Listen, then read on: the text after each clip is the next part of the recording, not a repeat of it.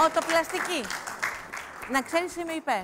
Τι εννοείς? Εννοώ ότι όταν υπάρχει ένα παιδάκι το οποίο έχει λίγο προβληματάκι με τα αυτάκια του, εννοείται ότι είμαι υπέρ να πάει να το φτιάξει από μικρό για να μην υφίσταται bullying στο σχολείο αύριο μεθαύριο, κοροϊδίες. Εννοείται, αλλά και μεγαλύτερο αν δεν του το κάνουν και αποφασίσει αργότερα να το κάνει όποτε θέλει. Βεβαίως. Δεν ξέρω, νομίζω ότι δεν πρέπει να έχει ηλικία, αλλά να μην πω εγώ τίποτα που δεν ισχύει. Ας μας τα πει ο Μάρκος Χατζηψιέρας, πλαστικός χειρουργός. Καλώς ήρθες και πάλι. Καλώς ήρθες. Καλώς σας βρήκα.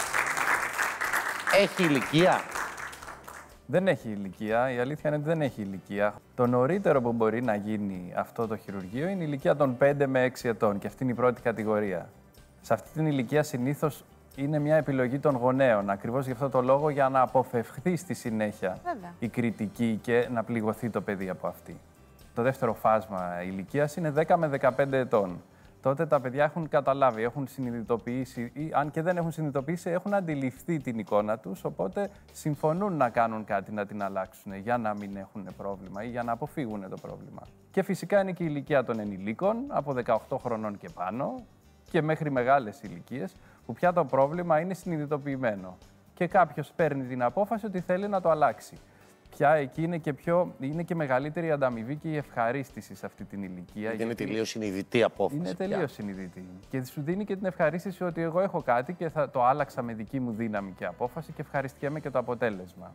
Πρώτον, πού οφείλεται το πρόβλημα αυτό, πώς δημιουργείται δηλαδή, δεν ξέρω αν έχει να κάνει με την κοίηση, το έμβριο έχει μια λάθος θέση, δεν γνωρίζω. Και δεύτερον, ποιος είναι ο λόγος για να κάνει κανείς μια τέτοια επέμβαση?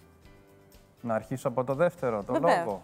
Ο λόγος είναι κυρίως ψυχολογικός. Κάτι που είναι διαφορετικό από τις άλλες μας επεμβάσεις στην πλαστική χειρουργική.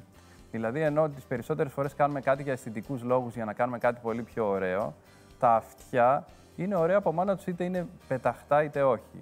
Επίσης, εννοείται ότι δεν πρόκειται για αποκατάσταση. Άρα, ο λόγος που το κάνουν οι ασθενείς είναι για να αποφύγουν την κριτική και να αποφύγουν να πληγωθούν ή για να ξεπεράσουν ένα τραύμα που έχουν παλιά. Άρα, είναι κυρίως ψυχολογικός ο λόγος. Και μετά. Είναι ένα πρόβλημα που συνήθως είναι κληρονομικό. Είναι στα γονίδια. Συνήθως ένα παιδί. Είναι κληρονομικό. Ναι, με μεγάλα αυτιά μάλλον θα το πάρει από κάπου. Άμα κάποιος από τους γονείς δεν το έχει, μάλλον το έχει χειρουργήσει στο παρελθόν. Μιλάμε για μεγάλα αυτιά ή για πεταχτά αυτιά? Για πεταχτά αυτιά. Και τα μεγάλα. Η ανατομία του αυτιού είναι κληρονομική. Στα μεγάλα αυτιά πάλι μπορούμε να επέμβουμε? Μπορούμε να τα μικρύνουμε, να μικρύνουμε την περίμετρό τους. Είναι ένα άλλο χειρουργείο που και αυτό δεν είναι τόσο δημοφιλές όσο τα πεταχτά αυτιά. Συνήθως δηλαδή έρχονται άνθρωποι με πεταχτά αυτιά. Ναι, ναι.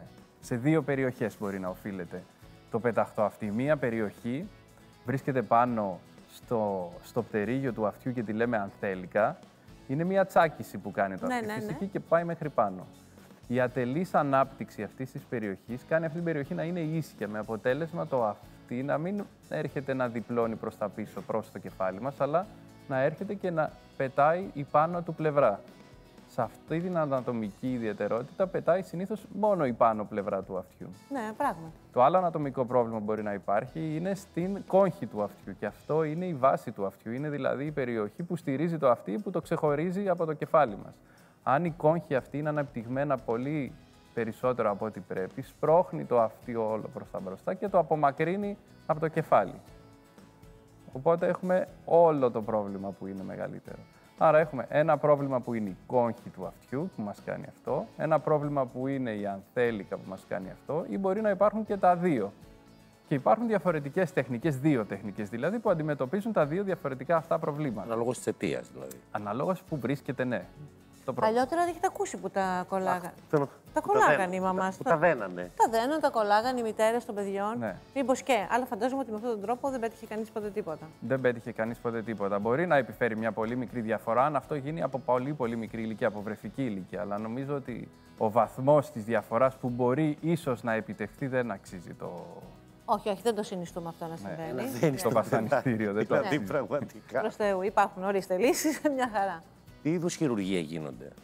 Όταν υπάρχει πρόβλημα στην ανθέλικα, από το πίσω μέρος του αυτιού τοποθετούμε μερικά αράματα που ξανατσαλακώνουν το αυτί προς τα πίσω. Απλό ακούγεται πολύ. Είναι αρκετά απλό. Για να γίνει αυτό όμως και να έχει διάρκεια και φυσικό αποτέλεσμα, πρέπει πάρει εσωτερικά να λιμάρουμε αυτή την περιοχή και να την μαλακώσουμε και να τη διαμορφώσουμε, ώστε με φυσικό τρόπο να μαλακώσει και να έρθει στην πίσω θέση.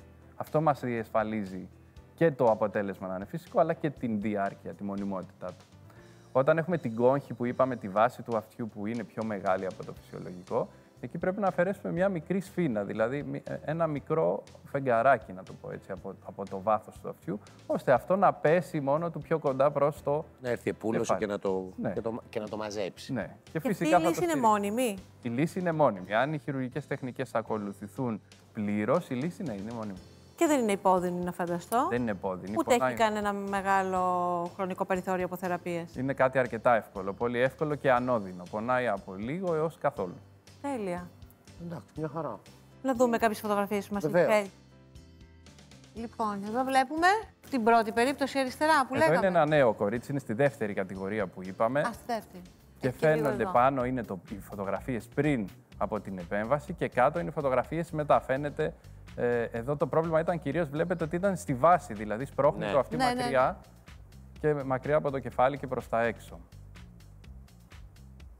Και εδώ είναι μια μεγαλύτερη γυναίκα, ένα μεγαλύτερο κορίτσι που είχε και τα δύο προβλήματα από λίγο. Δηλαδή, δείτε στις δεξιές φωτογραφίες, αυτό που λέμε ανθέλικα, το τσαλάκωμα του αυτιού, πώς βελτιώθηκε και αυτό. Και πάλι έχει φυσική όψη, απόλυτα φυσική όψη, αλλά πιο έντονη, όπως θα έπρεπε να είναι. Αφορά και γυναίκες και Και άντρες. άντρες, ναι, το Αλλά ποιοι λέτε ότι είναι πιο συχνά Τι είναι, ασθενείς μας? άντρες. Οι γυναίκες.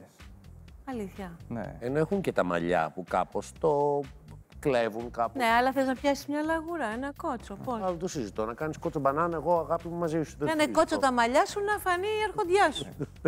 Η διαφορά τους είναι ότι οι άντρες, επειδή δεν μπορούν να το κρύψουν από μικρή ηλικία, κάποια στιγμή είτε συμφιλιώνονται με αυτό, είτε το ξεχνάνε. Επειδή είναι κάτι που αντιμετωπίζουν συνέχεια μέσα στη μέρα. Ενώ οι γυναίκες, επειδή έχουν τρόπο να το κρύψουν, το καμουφλάρουν, αλλά έχουν συνεχώς στιγμές που εκτίθενται. Δηλαδή, για παράδειγμα, όταν κάνουν μπάνιο στη θάλασσα ή όταν φοράνε ένα καπέλο ή όταν τα πιάνουν κοτσίδα. Οπότε έχουν συνεχώς στιγμές άγχους. Δεν μπορούν μονίμως να το ξεπεράσουν γιατί δεν το ζουν μονίμως αυτό. Άρα είναι πιο αγχωτικό για τις γυναίκες. Ενώ οι άντρες ξέρουν ότι είναι μονίμως φανερό αυτό. Άρα ή θα το ξεπεράσω, Το ξεπερνάνε βασικά. περνάνε. Υπάρχει κάτι, κύριε Χατζηπιέρα, που πρέπει να κάνω, συγγνώμη, μετά το χειρουργείο. Μετά το χειρουργείο θέλει προσοχή για μία εβδομάδα. Φοράνε οι ασθενείς μια κορδέλα, αυτή που φοράμε για τα μαλλιά, για να καλύπτει τα αυτιά και να τα πιέζει. Δεν τα κρατάει. Ναι. Ναι, Και στη εντάξει, συνέχεια καλά. συνεχίζουν όλα κανονικά. Ωραία, μια χαρά είναι. Μια χαρά είναι και είναι και μόνιμο. Αυτό είναι το πιο σημαντικό, ότι είναι μόνιμο πια το αποτέλεσμα.